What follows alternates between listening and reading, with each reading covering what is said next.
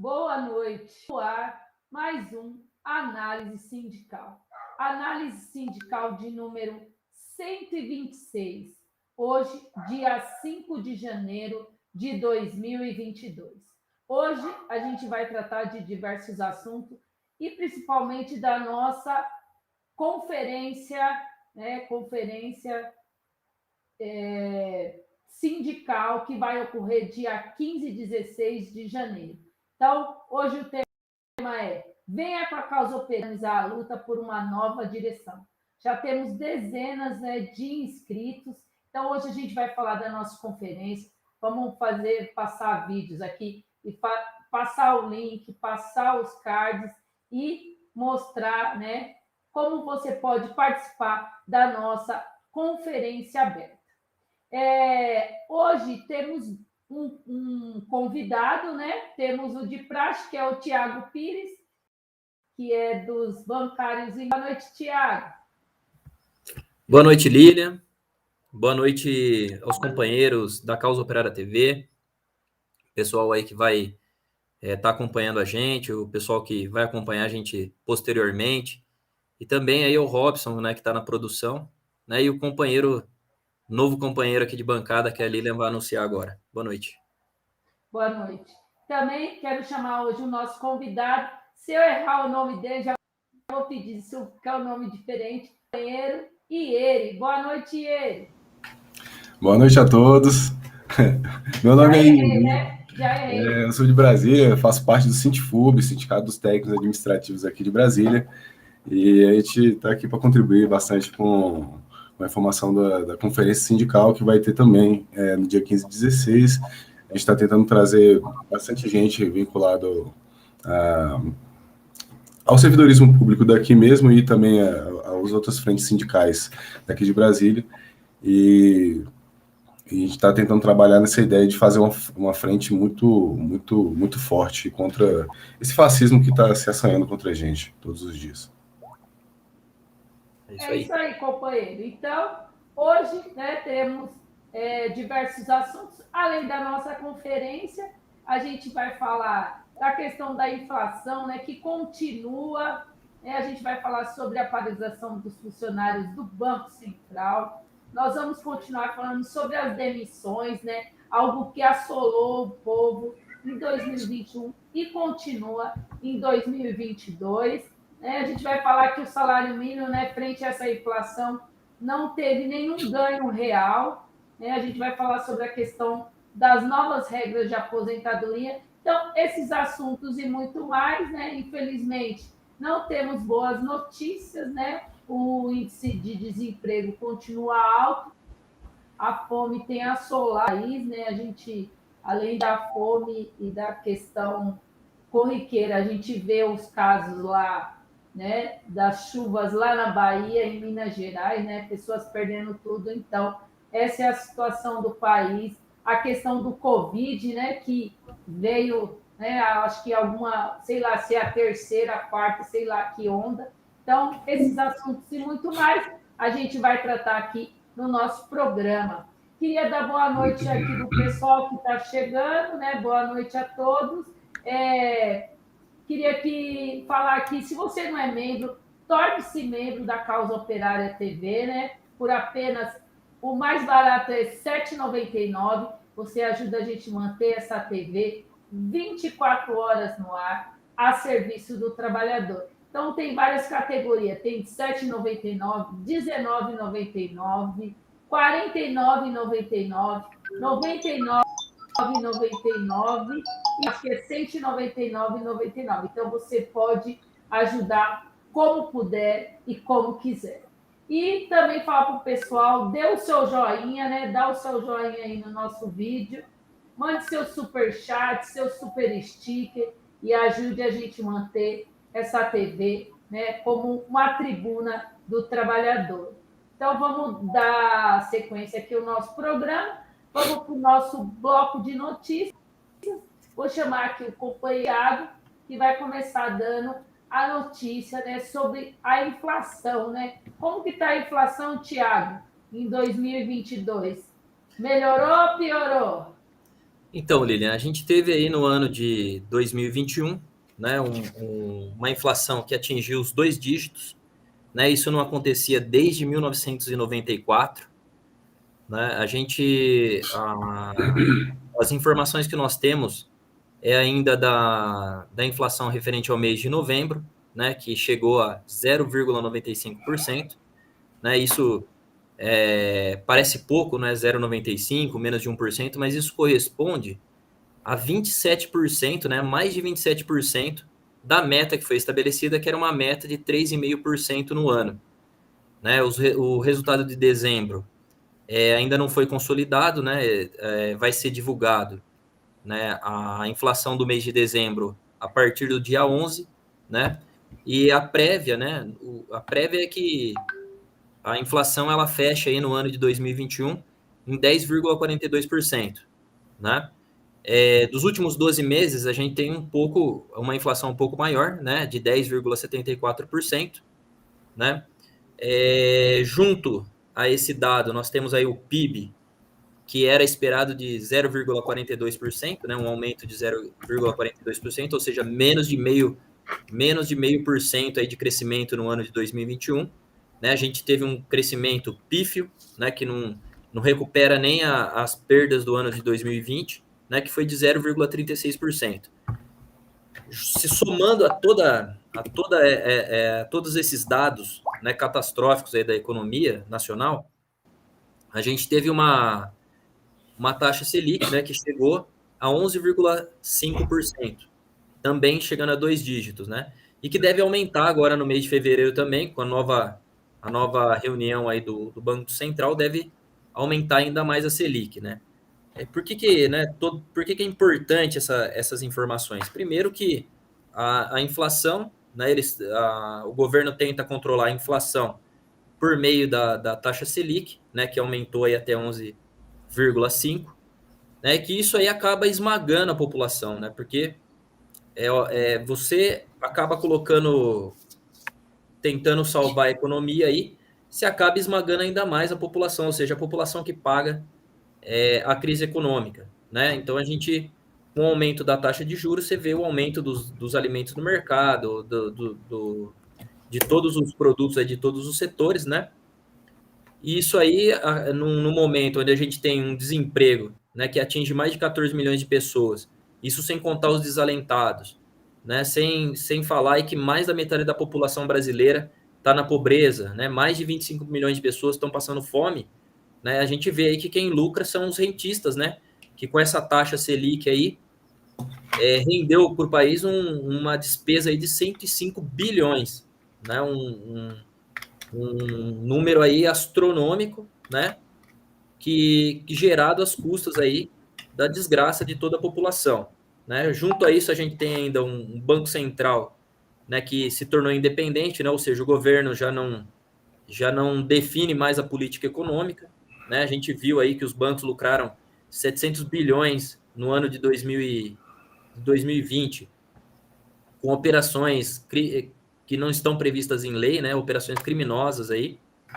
Né? Então, a gente coloca aí, isso coloca para nós aí a necessidade, né, de acabar aí com essa farra dos bancos, né, que leva a população cada vez mais uma situação de miséria, né, e fome.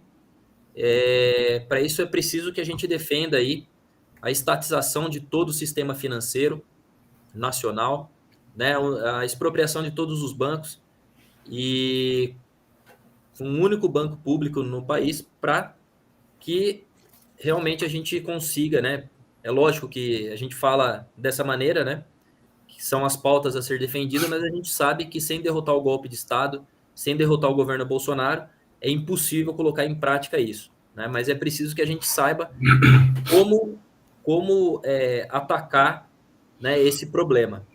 Né? A gente viu aí o aumento das despesas, né? Aumento de luz, né? A cada 100 kWh, o trabalhador vai pagar mais R$14,20, né? 40% da população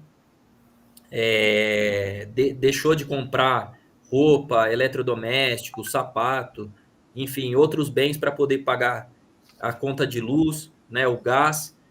25% da população já diminuiu, 22% da população, perdão, já diminuiu a compra de alimentos básicos, né? A gente vai ter uma cesta básica que nesse ano deve chegar a quase R$700, né? E no Nordeste essa situação é ainda pior, né? 28% da população reduziu as suas despesas com alimentos básicos, né?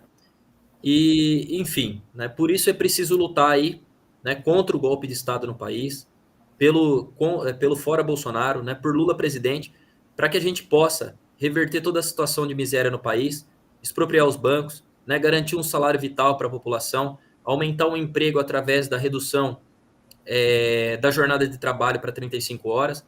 Né? Essa semana a gente noticiou aqui na segunda também que a Espanha, né, no dia 28, revogou, né, a sua reforma trabalhista, né, na qual os golpistas brasileiros se inspiraram, né, e que não gerou emprego nenhum na Espanha. Então, a gente não precisa esperar 10 anos para lutar contra as reformas trabalhistas e previdenciárias. É preciso lutar imediatamente pelo fim do golpe de Estado, pelo fora Bolsonaro e pela revogação de todas as medidas, né, por emprego e auxílio emergencial para quem está desempregado de pelo menos um salário. É isso, Lilian, com você. É isso aí, Tiago. Então, vamos dar sequência aqui no nosso programa, né? Falar de novo, se você não deu o seu joinha, dê o seu joinha.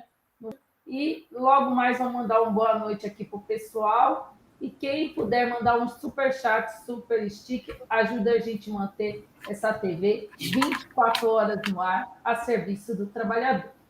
Agora, né, vamos dar sequência aqui ao nosso programa. Vou passar para o companheiro Ieri, acho que agora acertei. Ieri, acertei. Vai falar sobre a paralisação dos funcionários do Banco Central. Né? Qual a situação, Ieri? Boa noite, camaradas. Boa noite, Tiago. Boa noite, Lilian. Boa noite, telespectadores. Eu gostaria de informar que os servidores do Banco Central, eles vão entregar os cargos de chefia, né? São quase 951 cargos que vão ser entregues. Quase da totalidade, né, dos servidores que ocupam o cargo de chefia vão entregar esses cargos. Isso é uma medida justamente para ir contra, né, a política de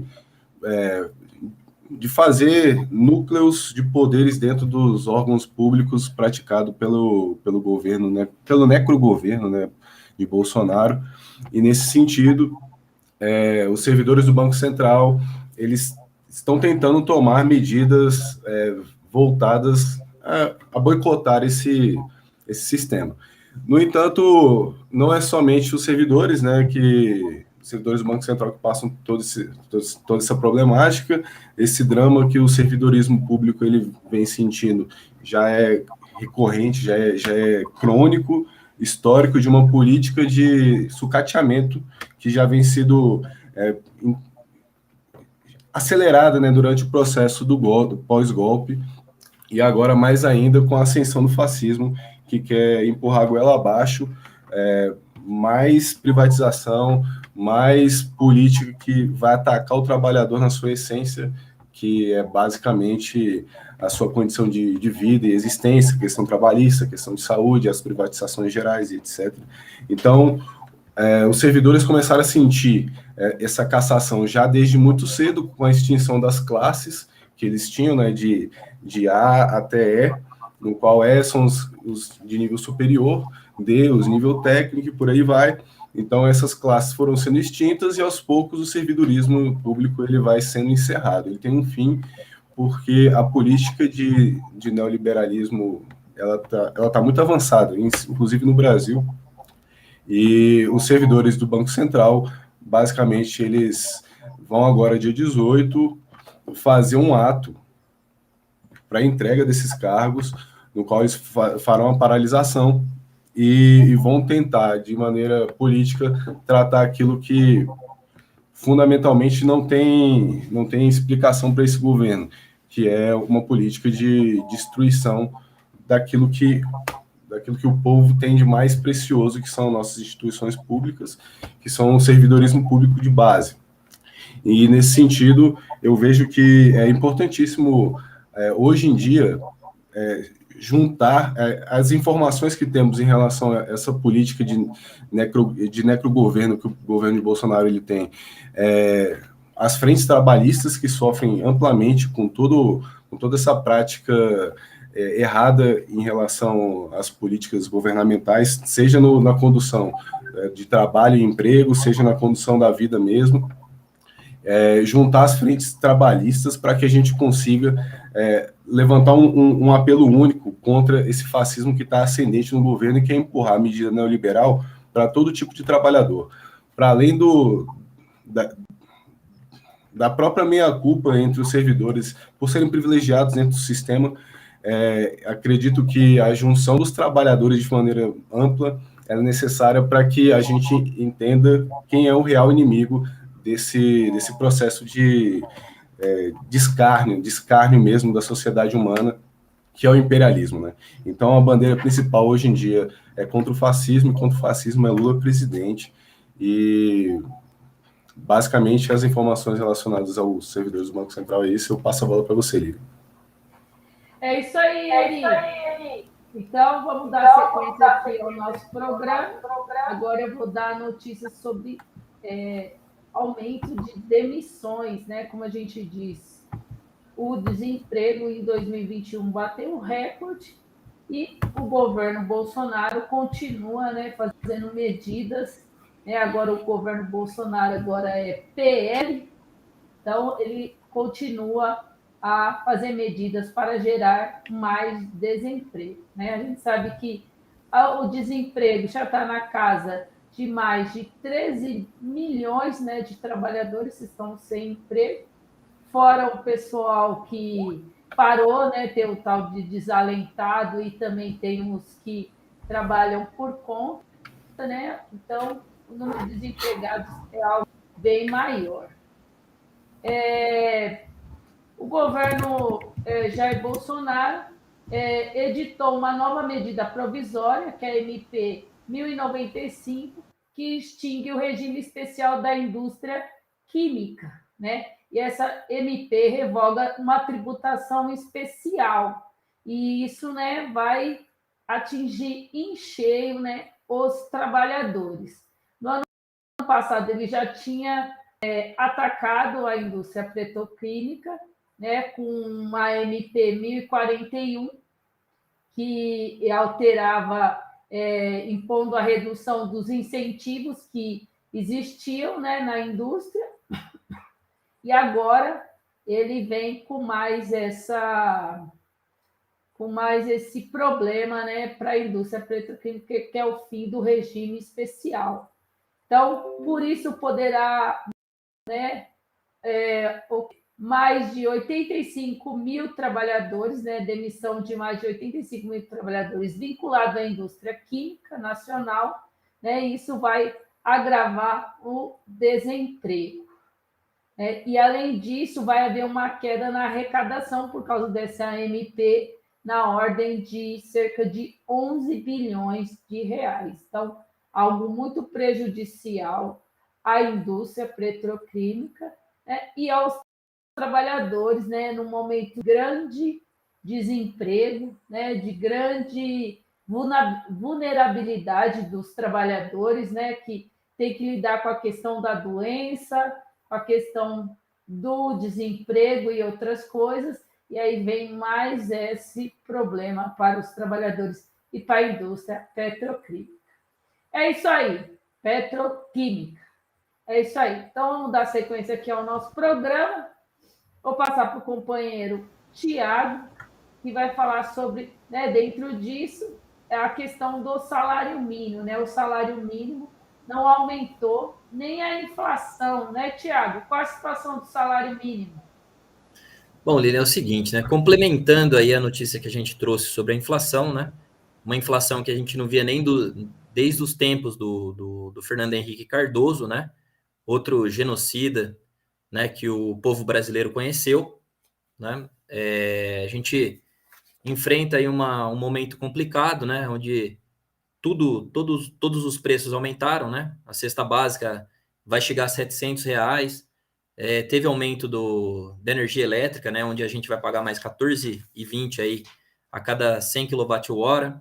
Teve aumento do combustível, que chegou a 40%, né? Teve aumento do gás aí, que ultrapassou o valor de R$ 100, deve estar quase R$ 150 em alguns lugares, né?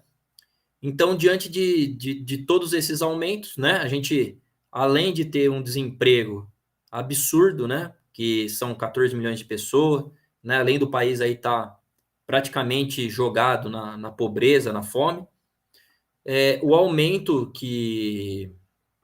do salário mínimo, né, vai elevar de R$ 1.100 para R$ 1.212, ou seja, um aumento de 10,18.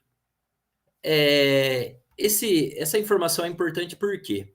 Né, se a gente olhar 10,18, a gente vai falar, bom, a inflação era praticamente 10,74 ou 42, ou que seja 11,5, né, vai falar, bom, foi pelo menos a inflação foi ajustada, né?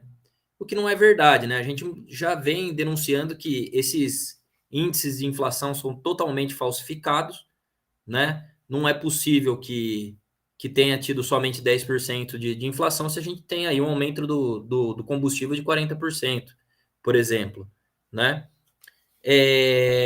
São 56 milhões de pessoas que vivem de salário mínimo, né? Dessas são 24 são beneficiárias do INSS, né? Então isso explica, né, o porquê esse aumento do salário mínimo subestimado, né?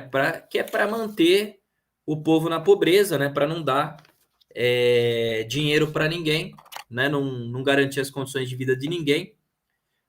A interrupção da política do aumento, né, da valorização do salário mínimo, ela foi interrompida justamente no governo Temer, né, junto com o golpe de Estado, né, o que demonstra aí que esse ataque ao conjunto da população é resultado do golpe de Estado no país, né? A gente teve aí um período de 2003 a 2016 de valorização do salário mínimo, né? O salário aumentou, teve um aumento real de 77%, ou seja, não chegou nem a dobrar, né? Esse salário também não é o salário ideal para o trabalhador, né? A gente defende um salário vital, né? Que o trabalhador ganhe um salário vital, que segundo o Diese já deve estar por volta de R$ 6.000, ou seja, R$ 1.200 está muito aquém, né? 5 vezes menos o que o trabalhador necessitaria ganhar aí para manter as suas condições de vida, né? Então, isso também demonstra, né, que a via institucional, né, os governos do PT garantiram muito pouco, né? Não é que não garantiram nada, não é que não teve um avanço social, econômico, mas é muito pouco, né? E é preciso, diante do golpe de Estado, né, de todo o ataque às condições de vida, né, onde o povo volta a passar fome, volta para o mapa da pobreza, o desemprego é alarmante, né? E a gente vê toda essa situação de destruição no país. É preciso defender uma política aí decisiva, né, para o trabalhador, né, onde a gente garanta aí um salário digno para todo trabalhador, onde a gente defenda aí a geração de emprego no país, né, para reverter esse quadro de miséria. E isso só é possível, né, derrotando o golpe de Estado, né, derrotando o governo Bolsonaro e garantindo aí um governo dos trabalhadores com Lula presidente, né, mas com um programa construído, né, pela classe operária, né, um programa aí onde os interesses da classe operária sejam representados, né? Nós não queremos mais uma política de conta-gotas, né? Onde as conquistas dos trabalhadores aí são atingidas a conta-gotas. Nós queremos tudo e agora, fora Bolsonaro e Lula presidente. Com você, Lilian. É isso aí, Tiago.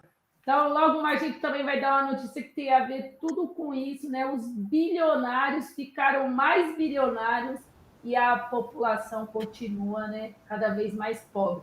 Isso é um absurdo, né? Essa situação.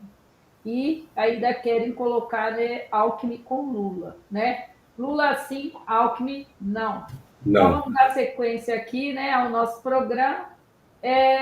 Falar aqui, dar uma boa noite, Nathalie, boa noite, Robson que está na produção, boa noite,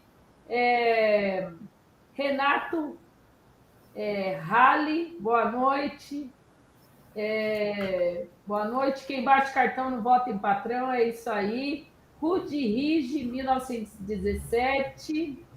Boa noite. A esquerda pequeno burguesa está bem histérica nesse negócio da vacina, né? Hoje a gente não vai falar da questão da vacina, mas eles estão bem histéricos, né? Estão aplaudindo o povo ser mandado embora porque não tomou a vacina. LC29, boa noite. Queria agradecer aqui ao super sticker, né? Do LC29. Muito obrigado. Faça como LC29, né? E mande sua figurinha para gente. Tem vários valores, mande a sua aqui para nós. Podres no poder, Lula presidente. Boa noite. Então, boa noite a todos aqui. Então, vamos dar sequência aqui ao nosso programa. E queria passar agora para o Ieri. Acertei de novo? Acertou. Então, agora eu aprendi. Agora eu vou passar para o companheiro para ele falar sobre as novas regras da aposentadoria, né? Pois Quais são as novas regras? Deve ser péssimo, né? Provavelmente. E o moedor de carne, ele continua ligado, né? As medidas do governo, elas não preocupam-se, na verdade, com o bem e a saúde da população de forma geral. Desde a promulgação da Constituição de 88, ela já não é uma Constituição democrática, né? Ela, por exemplo, a questão da aposentadoria desde aquela época já era periclitante, hoje ainda mais. Para você se aposentar, hoje a idade mínima é 65 anos. E tem coisa pior, né? Porque, por exemplo, imagina uma idade onde a situação trabalhista, ela já é difícil por conta da própria questão salarial, que é a dignidade básica de você trazer a sua dignidade para dentro da sua casa, sua comida, seu conforto. Então, de maneira bem simplória, o camarada que ele precisa trabalhar até os 65 anos, muitas vezes, numa situação braçal e extremamente degradante, você não olhar para o trabalhador de forma digna e ajustada para você contribuir com valores pelo menos razoáveis, né? Onde você teria que ter uma ação do Estado para garantir essa dignidade para as pessoas que já estão já batendo seu cartão final para aposentadoria. E nesse sentido, eu vejo que as coisas têm se tornado pior ainda, principalmente na questão das novas regras por morte, né? No caso, pensam por morte hoje, o cara que morrer com 22 anos, ele só vai receber 3 anos, e subsequentemente você tem 3 anos somados nessas categorias de 22 a 27, 6 anos, de 28 a 30, 15 anos, e de 42 a 44, 20 anos, e 45 anos vitalícia. Bem, quando vemos que a questão principal do sistema, ele não é trazer justiça social para a população de forma geral, e o maior problema da população é a falta de emprego, vemos que o camarada que com 22 anos ele falece, só tem 3 anos de contribuição para as famílias, não olhar, por exemplo, para a questão básica daquela família, se ela tem condições de dar continuidade à manutenção da vida dentro daquele núcleo familiar, você não cumprir com as garantias fundamentais do artigo 5º da Constituição. E, nesse sentido, inconstitucional, inclusive, fazer a manutenção desses privilégios para quem pode ocupar cargos mais abastados dentro desse sistema. Não concorrer, por exemplo, com as enormes filas para os serviços mais voltados para o atendimento geral dos trabalhadores. Então, nesse sentido, eu vejo que é muito negativa a política que vem sendo tratada, que é uma política neoliberal, né? Então, eles já vêm trazendo esse bojo, junto com Paulo Guedes, que é a tchutchuca dos banqueiros, ele vem tentando implementar uma política mais agressiva neoliberal, acreditando que vai trazer mais dignidade para o povo em relação à aposentadoria, ou seja, aumentar o tempo de contribuição, fazer com que o povo sofra mais ainda em relação à sua própria garantia de dignidade e de vida. e, consequentemente, não enxerga nem a questão da saúde pública, para ele não pagava nem a aposentadoria, era só o que ele contribuísse mesmo. Eu acho que a questão da aposentadoria ela é muito mais também com uma jogada para a própria corrupção do próprio governo mesmo em relação aos adiantamentos das parcelas do PIB, etc., dos repasses. Então, com relação a esses ajustes que aconteceram agora na aposentadoria, para mim, isso é aprofundar ainda mais a crise de classe, e é você colocar o povo entre a cruz e a espada. E, nesse sentido, a política certa é a política contra um governo que não olha para o povo de maneira razoável, de maneira digna, de maneira justa. E se falamos de justiça social, a máxima vale, né? Se não há justiça para o povo, que não haja paz para os governos, né? Então, seguimos em luta e passo a bola de novo. É isso aí, companheiro. Então, vale lembrar aqui, né? A companheira mandou aqui, Márcia Souza. Se for militar, o militar recebe, depois a filha recebe e o neto recebe, né? Eu acho, militar. Então, essa é a situação, né, do país, né? Então, o povo tem que se aposentar, tem que trabalhar até morrer, ou se consegue se aposentar, tem que rezar para morrer junto com o dia que vai acabar a aposentadoria, né? Uma situação assim lastimável, né? Um negócio horrível. É isso aí. Aí a companheira aqui, Natália, mandou uma boa noite aqui, pessoal, e falando que o Eri é um grande redator do DCO. Olha, Eri. É isso aí. Então, eu queria agradecer, né, os companheiros aqui. Então, vamos dar sequência. Agora eu vou falar sobre a questão da fortuna dos bilionários, né? Em plena pandemia, sabe quem ganhou? Os ricos, os bilionários, né? A fortuna dos bilionários aumenta 1 trilhão, né, de dólares durante a pandemia, né? São números assim astronômicos. Um ano de pobreza, né? Várias pessoas caíram na extrema pobreza, né? Grande parte da população, a gente viu o pessoal atacando caminhão de lixo, comendo osso, né? Na fila para pegar o osso, né? A situação do brasileiro está desesperadora, mas diante disso, né? O que acontece no capitalismo? Os bilionários tiveram ganhos extraordinários, né?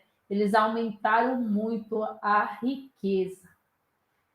Segundo a agência Bloomberg, eu acho que é isso, não sei se eu li certo, a soma da fortuna de 500 pessoas mais ricas do mundo aumentou 1 trilhão, né, de dólares, que isso dá 5,57 trilhões de reais, ultrapassando, né, 8,4 trilhões, né, mais do que o PIB individual de todos os países, exceto China e Estados Unidos. Olha a situação.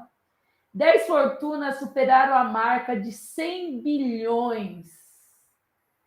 100 bilhões de dólares, né? A gente está falando de dólar. Ficando quase 386 bilhões mais ricos.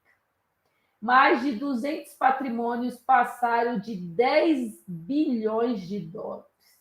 Então, algo, né, segundo a agência, algo inédito, né? Então, esse povo lucrou, né, com a miséria, né, com a miséria da população, né? Então, a gente sabe para onde foi o dinheiro, né, da população, saiu dos pobres para os bilionários, né? Aonde eles começaram a pagar menos salários, né? Reduziram os salários, mandaram muita gente embora. Hoje a pessoa está trabalhando 12, tem gente que já está trabalhando 15 horas, isso já está quase legalizado no Brasil, né? Um absurdo. Tem o trabalho intermitente, que a pessoa fica lá à disposição e só ganha a hora trabalhada. Então, a gente vê de onde lucraram, né? E aí tem o nome das maiores fortunas, né? O topo das maiores fortunas está na Elon Musk, que ficou com 114 bilhões de dólares mais rico, totalizando 270 bilhões de dólares. Então, os bilionários mais ricos, o presidente do grupo Louis Vuitton, possui 178 bilhões, são cifras, né? Bill Gates, da Microsoft também, Larry Page, cofundador do Google, também atingiu uma fortuna de 128 bilhões, né? Ganhou, nesse último ano, 46 bilhões de dólares. Então, essa é a situação do país, né? Então, no Brasil, né, quem ficou mais bem colocado foi Jorge Paulo Lemann, né, que ajudou no gol que ele ganhou aí 2,3 bilhões de dólares, né, no ramo dos alimentos.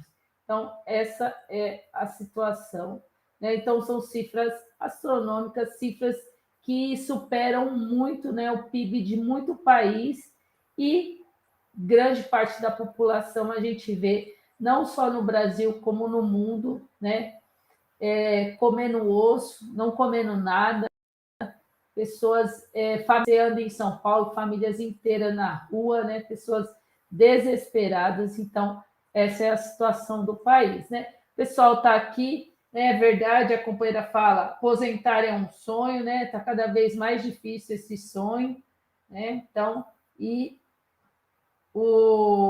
aí, ó, o Tiago corintiano, ela falou assim: Tiago, grande Tiago, é corintiano que nem ela. Ixi, deve brigar, porque o marido dela, eu sei, eu acho que é palmeirense, né, Tiago? É isso. Acho que o Gabriel é palmeirense. Gabriel palmeirense. Nossa, que treta, é treta.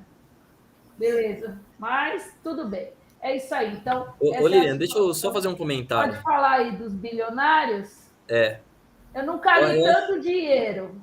Eu acho interessante esse quadro que a Lilian traz, né? Até porque a gente passa uma pandemia aí, né, desde 2020, né, onde o mundo inteiro tá sendo arrastado ou para a miséria ou para a morte, né, por falta de vacina, né, pelo fim dos empregos, né, todos os ataques aí da burguesia contra a classe operária mundial, né? E finalmente, né, o dinheiro para resolver todos os problemas aí da sociedade está na mão de pessoas aí como Paulo Lemann, né, um golpista aí, patrocinador da Tabata Amaral, de uma série de indigentes políticos aí aqui no Brasil, né, mas também, em primeiro lugar, aí a Lilian leu o nome do Elon Musk, né, que é o responsável pelo golpe na Bolívia, né, um golpista assumido aí, né, um burguês aí, que não tem qualquer sentimento pela população, né, que colocou aí a Bolívia aí na situação que se encontra, né? Iguais a ele, aí a gente tem outras centenas aí de burgueses aí, conforme a Lilian coloca, né? Essas 500 pessoas aí conseguiram lucrar, né, com a crise econômica, com a crise sanitária, né? A quantia aí de $1 trilhão, né? O que é um valor, assim, astronômico, né? Bom, é isso, Lina. Só queria fazer esse comentário aí, porque eu acho que é muito importante a gente refletir, né, que o dinheiro que salvaria as vidas, né, seja da doença, seja por fome, né, seja o desemprego, está indo para o bolso dessas pessoas aí, né, que dão um golpe de Estado aí, que acabam com a vida, né, de uma série de pessoas aí, né? São eles os responsáveis por todas essas mortes. Sim, são os imperialistas, né? As pessoas que dominam o poder, né? É isso. É isso aí. Então, o marido apareceu, falou: eu estou aqui vendo, ó, estamos com uma boa. Aproveita e manda um superchat, super stick aí, e ajude a gente a manter essa TV 24 horas no ar, a serviço do trabalhador. Então, o companheiro Leon Trotsky também está aqui entre nós. Achei que nosso programa hoje.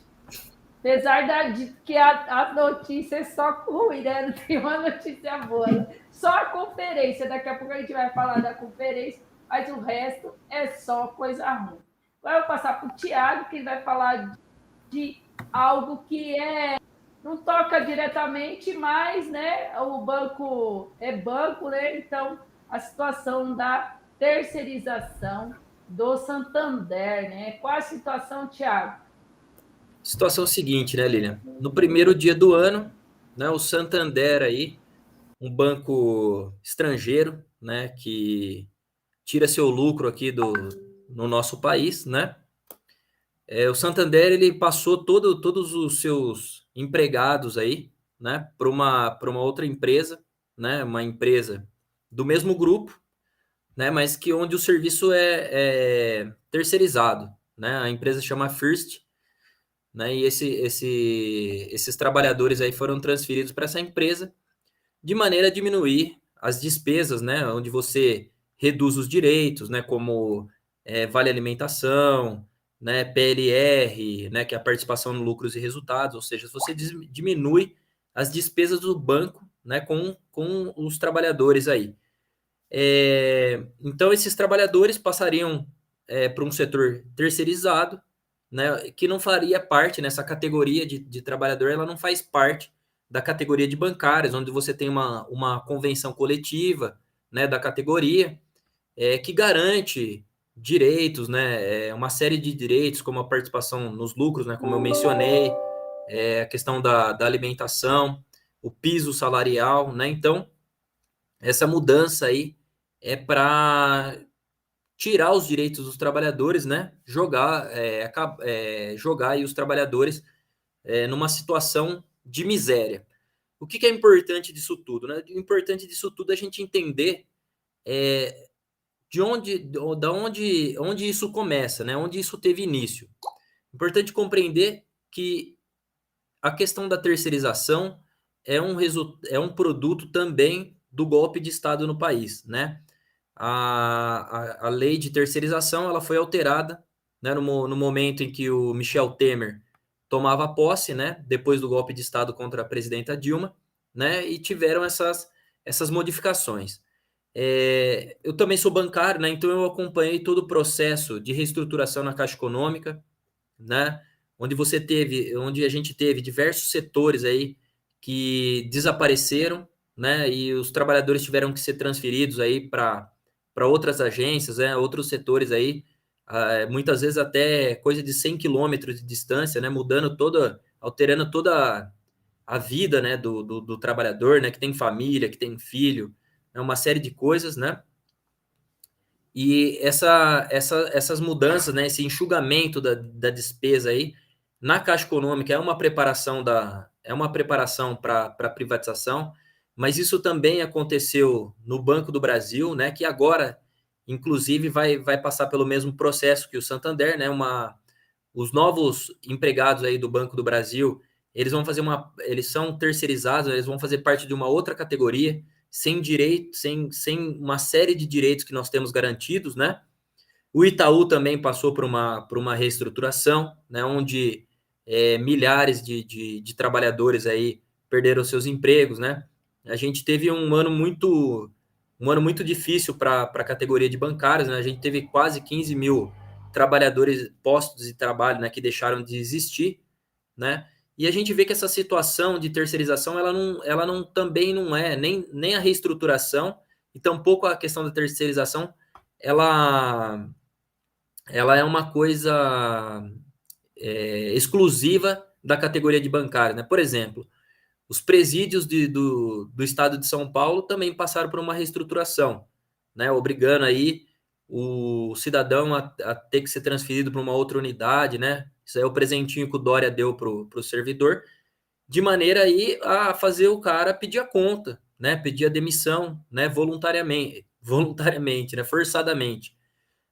Isso a gente também vê a questão da terceirização em outros setores, como acontece no Carrefour, né? Todos esses ataques, né, aos direitos, a gente vê também no PLC do Dória, né, na PEC 36, né, que visa aí acabar com com os direitos, né, tem o objetivo de acabar com os direitos dos servidores públicos, né, de maneira a enxugar os gastos aí, colocar trabalhadores terceirizados no lugar, enfim, né, o golpe de Estado aí, ele resultou num ataque geral, né, às condições de trabalho, né, às condições de vida dos trabalhadores aí, né, e a questão dos bancos, né, é uma questão que chama atenção, porque os bancos é o único setor, né, que conseguiu aí, pelo menos na série, é lógico que isso vem de muito tempo, né, mas na série de 13 anos aí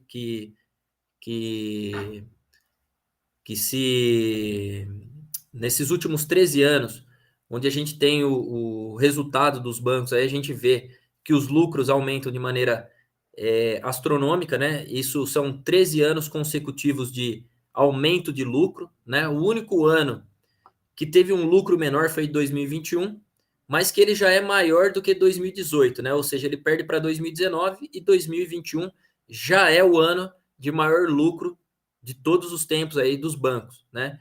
Então, ou seja, enquanto os bancos aumentam os seus lucros, né, eles buscam aí atacar as condições de vida dos trabalhadores para lucrarem ainda mais, né? A gente vê toda uma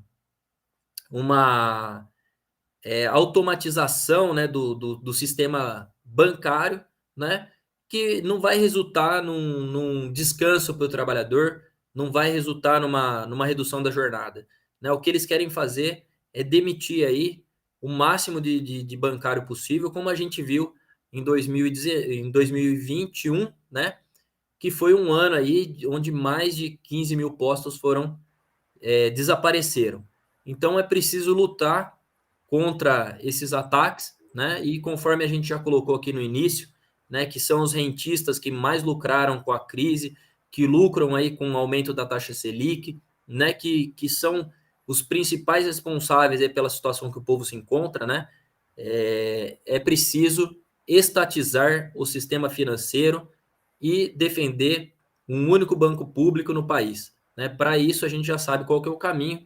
O caminho é derrotar o golpe de Estado, derrotar o Bolsonaro e garantir um governo dos trabalhadores. É com você, Lilian. É isso aí, Tiago. Então, vou dar o boa noite aqui. Vampirão, né? Tem a foto do Temer. Nossa, muda essa foto aí que é feia. Boa noite. Sou eu, né? Boa noite. Mandou o seu super sticker. Muito obrigado. Faça como sou eu. Mande seu super sticker. Guiomar, boa noite. E eu queria fazer uma homenagem aqui para o nosso produtor que hoje, né, está sendo substituído, mas mandou uma foto porque disse: eu estou aqui vendo. E aí eu queria ver se dava para colocar a foto dele aí, porque ele quer provar que ele é aí, ó, palmeirense. Ali, ó, aí nosso produtor, a homenagem. Coração do Gabriel é corintiano. Ixi, começa não, porque vai dar briga. Não tem guerra de classe. Vai dar briga, vai dar briga. Então, não, diga-se de passagem, não sou palmeirense nem corintiana, mas está aí a nossa homenagem para o nosso produtor Gabriel Marques, né? É isso aí. Então, vamos dar sequência aqui. Vamos lá, que já é 20 horas e 6 minutos, senão não vai dar tempo. Agora eu vou falar sobre a nossa conferência, né? A nossa conferência sindical, que vai ocorrer dia 15 e 16 de janeiro, em São Paulo, né? Vai ser lá na rua Jacapé, número 98. Já são dezenas de inscritos, temos caravanas de alguns lugares do Brasil. Então, se você quiser se inscrever, se inscreva, colocasse aí os cards. Aí, ó, conferência, chamando os companheiros metalúrgicos, os companheiros professores, os companheiros servidores, né? Todos os companheiros, todas as categorias. Aí, ó, os excetistas, né? Os excetistas em luta, né? Os trabalhadores dos Correios, que agora está no momento crucial, né, da questão da privatização. Então, é preciso organizar, luta metalúrgica, né? Venha debater com a gente, você é metalúrgico, venha debater com a gente, né? O nosso programa de luta. Servidores em luta, né? É preciso nova direção, uma nova direção. Essas direções ficaram 2 anos de férias, agora o Brasil, né, tá um caos e eles continuam, vão ficar de férias até março, né? Só estão preocupados mesmo com a eleição, né? Na eleição todo mundo aparece, vai lá, bate nas costas, né? A gente sabe como que é. Então participe da nossa conferência aberta. E eu queria, foi mandado o vídeo aqui do companheiro Luiz Eugênio, que é metalúrgico lá de Volta Redonda, e ele vai dar o recado aqui, vai chamar todos para a nossa conferência. E no final do programa a gente vê, né, um vídeo do companheiro Antônio Carlos Silva também fazendo um chamamento para a Conferência Nacional Sindical do PCO. Vai lá. Vamos ver, é outro programa, mas eu acho que... Conferência Sindical Nacional Aberta do PCO. Olá, companheiros. Eu sou Luiz Eugênio, sou metalúrgico da CSN Volta Redonda, Rio de Janeiro. Também sou da coordenação do Luta Metalúrgica, que é uma corrente sindical do PCO. A minha saudação inicial de 2022 é um grande grito de ousadia para que os trabalhadores de todas as categorias, e precisamente a minha categoria, os metalúrgicos, já em janeiro, no dia 15 e 16, sábado e domingo, vamos fazer essa Conferência Sindical Nacional do PCO em São Paulo. Vamos fazer a nossa CSN. A CSN, que é a Conferência Sindical Nacional Aberta do PCO. A classe operária é o motor da transformação. Ano de 2022 é o ano que a gente vai colocar em marcha, em movimento esse motor, junto com toda a nossa indignação. Unidos somos imbatíveis. Venha conosco organizar o resgate do país por uma política contra a fome e a miséria que está nos devastando. Contra o desemprego, e isto é, por redução de jornada das horas de trabalho, por não as privatizações, aí o Correios, bancários, a Eletrobras, a Petrobras e tudo mais, e por reforma agrária, para contemplar todos os nossos setores agrícolas. Por um trabalhador, um operário, um metalúrgico, Lula presidente. Por um governo dos trabalhadores, nos encontramos lá, na nossa CSN, na Conferência Nacional Sindical Aberta, nos dias 15 e 16 em São Paulo. Até lá, um forte abraço. É isso aí, né? Então, participe também, né? Logo, não sei se dá para a produção colocar aí o formulário, mas quando der, formulário aí de inscrição para a nossa Conferência Nacional Aberta, né? Sindical. Teremos outras conferências, né? Teremos conferências das mulheres, dos negros, da juventude, da cultura. Então, é isso aí, venha participar com a gente, né? Você é professor, metalúrgico, servidor, aí, ó, a conferência, né? Conferência Nacional Sindical. Então, faça a sua inscrição, né? Uma taxa muito pequena, né? Então, você participa com a gente desse debate tão fundamental no momento, onde o povo, né, está amarga, desemprego, miséria e doença. É isso aí. Então, vamos dar sequência aqui. Vou passar para o companheiro Thierry, que vai falar sobre o aumento da passagem, né? Veio o começo do ano, o salário não aumentou, né? Mas as passagens de ônibus, né?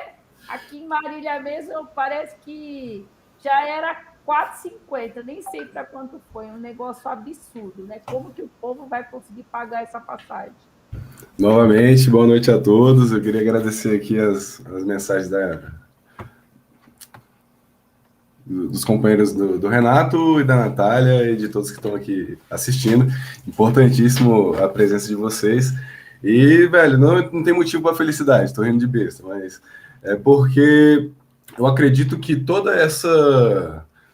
esses aumentos, esses substanciais aumentos que têm sido pragmáticos e programados desde 2016, pós-golpe, 2016, e a entrada do Temer, e consequente privatizações e tudo, isso é um reflexo já do entreguismo que esse governo tem, já herdado de todos os governos da direita, que a direita, para mim, ela está diretamente relacionada ao fascismo e ao liberalismo econômico, são moedas da mesma estirpe, do mesmo valor, inclusive são moedas falsas, que tentam apresentar para o trabalhador uma solução fácil, e a única solução que existe é o combate de classe, é a solução dos nossos problemas de classe, que são aquilo que eles não vão entregar para a gente. E é triste pensar no sentido do direito de ir e vir, você ser controlado pelo valor monetário. Hoje, na cidade de São Paulo, está para ser aprovado, na verdade foi aprovado, só vai ser sancionado agora, um reajuste de quase 10% nas passagens. As passagens que estavam 4,90, agora vão para 5,50, e entre outros trechos tem aumentos de 60 centavos, 50 centavos, isso vai variar em função do trecho, mas é uma realidade vivenciada, não apenas na cidade de São Paulo, mas em Brasília, onde eu resido e passo a maior parte do tempo, onde você não tem um trabalho legítimo, justo, para concorrência desses serviços entre os prestadores de serviço, de forma geral, você não tem uma iniciativa pública para tentar trazer a resolução desse problema, que é um problema do trabalhador, que deveria ter uma tratativa muito mais ajustada diante do governo para tentar solucionar esse problema mais de perto, e de fato não tem, ele prefere dar para a iniciativa privada para que ela cumpra aquilo que deveria ser, por exemplo, o dever do Estado, que é garantir o seu direito de ir e vir. E nesse sentido, os aumentos eles têm sido ainda mais abusivos, né? Quando você fala, por exemplo, de passagens que chegam a valores absurdos, como aqui mesmo onde eu resido, no Valparaíso de Goiás, a R$10 o valor de uma passagem para ir para Brasília, onde as pessoas fazem esse trajeto todos os dias. Então você tem gastos só com passagem aí de quase R$50 por dia, porque você não pega só um ônibus, você pega dois, etc. Ou seja, e muito trabalhador ainda tem um sanhaço dentro do seu próprio ambiente de trabalho, que é, por exemplo, o empregador não pagar no prazo certo as passagens por conta dos vencimentos, etc. Muita gente vai receber a passagem depois de estar trabalhando, então arcar com tudo isso também é um peso muito grande para o próprio trabalhador, e dessa maneira não tem como a gente vir aqui e falar só de aumento se não falar de política. E a política que eu acredito é a política da luta, a luta de classe. Então, como que a gente faz para reverter essa situação? Acredito que é só na rua, voltando para os movimentos de massas mais intensos, ainda mais posicionados politicamente contra o fascismo, porque o fascismo ele é uma representação desse governo que está servindo como a nova cara da transformação do sistema, que é uma transformação ainda mais agressiva para o momento que o capitalismo vive, que é um momento de rapina, onde ele está destruindo tudo e a todos, e salve-se quem puder. A crise sanitária dá as caras nesse sentido, mas para ver, por exemplo, agora quem vai substituir as novas facetas dominantes no Império, né? Você tem aí uma Pfizer que teve um aumento de quase 8 bilhões de patrimônio, e nesse sentido você vê um reflexo disso geral, muito mais voltado também a uma crise do dólar, que o dólar, ele, no mundo todo, ele está galopante, em vários aspectos, por conta dessa questão financeira dele, aliado à política do Brasil de pouco protecionismo interno. Você tem um enfraquecimento da sua própria moeda pelo próprio Banco Central, e isso, consequentemente, aumenta os combustíveis, aumenta os repasses. Você tem uma sabotagem, inclusive na época do golpe, que entregou o pré-sal para os norte-americanos e entre outros concorrentes do imperialismo. Você tem uma política de não subsistência de matéria-prima mesmo, e investimento em tecnologia mesmo no país, para refino desse próprio material que, inclusive, está dentro do nosso território. É uma política de entregar os pontos, as faixas, para o dominador do mundo, e deixar com que ele faça o que bem entender. E o bem entender dele é a destruição da classe operária, dos trabalhadores, do povo, de forma geral. Você aumentar a passagem, você aumentar diretamente a desigualdade social, você trabalha e flerta com a injustiça social, que é a falta do seu transporte, inclusive de qualidade, que não tem qualidade nesses transportes. É comum esses transportes públicos virem lotados, isso é comum, né? Lotados igual sardinha, e o pior de tudo caindo aos pedaços, com peças enferrujadas, bancos soltos, uma situação, um caos, inclusive um caos mesmo que a população vive no transporte público, que é caro, que é uma das piores situações que o trabalhador passa na jornada de ida e volta para o trabalho, e que não tem uma solução simples. A solução fácil no exato momento é uma manifestação organizada, e fazer também um plano de luta muito organizado com um partido que é o Partido Operário, que é o partido que vai dar norte às nossas manifestações e, consequentemente, peso para que elas sejam sanadas e resolvidas. Então, é importantíssimo que não sintamos esse aumento como algo que vai nos enfraquecer. Pelo contrário, olhemos para que esse aumento nos dê ainda mais energia para que a gente continue mais e mais aguerridos para lutar contra esse sistema que traz para a gente uma sentença de morte, mas a longo prazo. Um aumento aqui, você tem ali uma aposentadoria com 65 anos, daqui a pouco eles não vão achar ruim alguém que é pedreiro trabalhar até os 75, porque alguém tem que pagar a roubalheira que eles fazem dentro do território nacional, no mundo inteiro, como um sistema organizado, capitalista, que tenta, de forma muito organizada e setorizada no mundo inteiro com a globalização, fazer esse sucateamento e essa sabotagem. Então, a sabotagem já acontece hoje dentro do nosso próprio país com relação à questão das concorrências das empresas de transporte público, e, consequentemente, isso em função também das próprias consequentes responsabilidades advindas do capital internacional, que investe aqui ainda mais miséria e fome, né? Miséria e aumentos consecutivos para mais ainda o desgaste do trabalhador. É isso aí, companheiro. Então, pelo adiantado da hora, queria chamar também aqui o companheiro Tiago para dar boa noite. Bom, quero deixar o meu boa noite a todos que nos acompanharam, né? O Robson aqui nos ajudou, né? Que fez aí a produção, né? O Ieri aí pela participação, né? A Lilian, companheira de sempre. Eu só queria fazer um comentário, Lilian, disso que o companheiro colocou.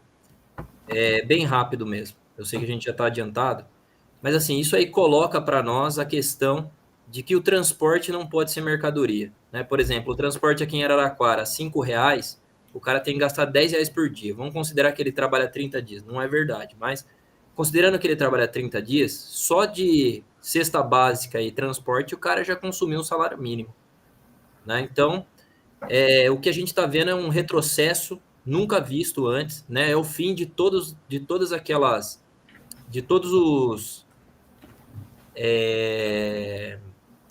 os direitos aí que os governos liberais garantiram, né?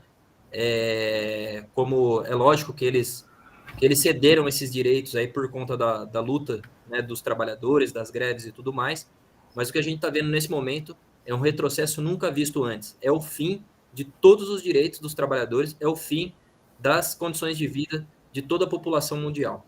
Bom, deixo um abraço a todos e até a próxima semana. Dê seu boa noite. Boa noite a todos, gostaria de agradecer o convite e com certeza vamos continuar lutando aí para vencer esse fascismo e muito obrigado. Obrigado você. Antes de dar o meu boa noite, queria agradecer aqui ao pessoal, né, que ficou, né, com a gente até agora, a Revolução Popular. Queria pedir desculpa se eu não falei o nome de todos e agradecer o super sticker do Revolução Popular do Brasil, né, mandou sua figurinha, né? Então faça como ele, ajude a gente a manter 24 horas no ar a serviço do trabalhador. Agora eu vou pedir para a produção, né? Boa noite a todos. Vou pedir para a produção para acabar o nosso programa com o vídeo do companheiro Antônio Carlos Silva, que está fazendo um chamamento para a nossa Conferência Nacional Sindical. Em fevereiro a gente realiza o primeiro grande ato nacional, mas antes disso, nós vamos fazer plenárias do Bloco Vermelho. Nós vamos convidar aqui vocês a participarem já nesse mês de janeiro, plenárias do Bloco Vermelho, mas nós temos um evento importante destacado. Vão acontecer conferências dos vários coletivos de luta, né? Da juventude, das mulheres, dos negros. O primeiro deles, né, para começar o ano pisando no acelerador, vai ser a Conferência Nacional da Corrente Sindical Nacional Causa Operária, a Conferência Sindical Nacional.